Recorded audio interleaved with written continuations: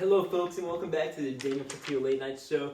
Today we have a great segment for you guys as we bring on biology expert Samuel Portillo. Why don't you come ahead and join us? What's up, guys?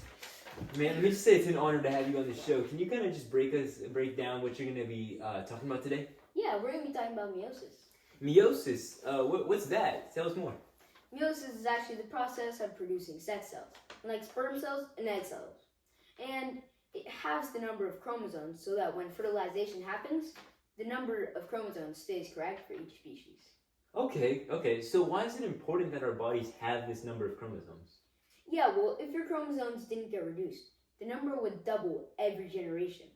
And meiosis prevents that by making gametes with half of the usual amount. Oh man, that seems really cool. But is there anything else important that it does, or is it just that?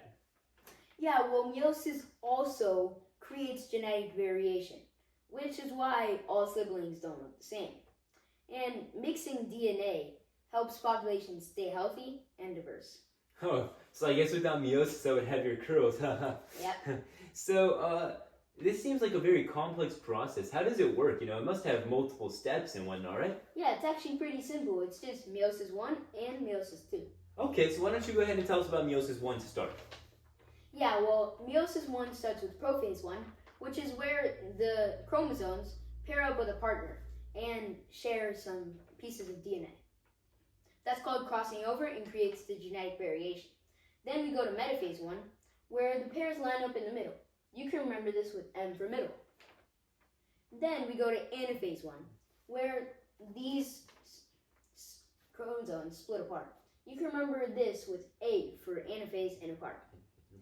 Then we finish it off with telophase 1, where the cell splits into two new cells, and they each have half the chromosomes. Man, that seems like a really interesting process. And now I'm dying to know, what's meiosis 2 kind of like? Yeah, well, meiosis 2 is basically just like regular mitosis. In prophase 2, the cells get ready to divide again. In metaphase 2, these chromosomes line up in the middle. In anaphase 2, the sister chromatids separate. And finally, in telophase 2, the cells split again. Man, so it seems like a lot of splitting, going down the middle, splitting up again. Yeah, that's awesome, but how many cells do we end up with in the end? Kind of, what's the end result to this? Yeah, we end up with 4 haploid cells. And these haploid cells actually have half of the regular chromosomes. Okay, that's really interesting. So what makes these 4 haploid cells special? What sets them apart from just any other random cells?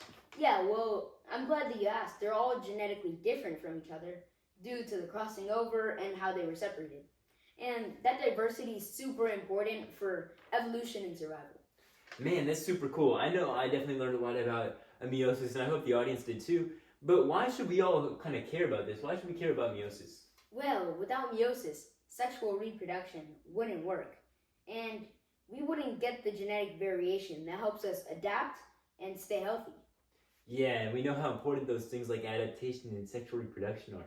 So, yeah, I just want to say this was a great segment, and it was really awesome to have you on this show. So, to our audience, let's go ahead and give a strong round of applause for Samuel Portillo. Amazing stuff. Man, just thank you for being on here, and have a great day. Yeah, that's a wrap on the show.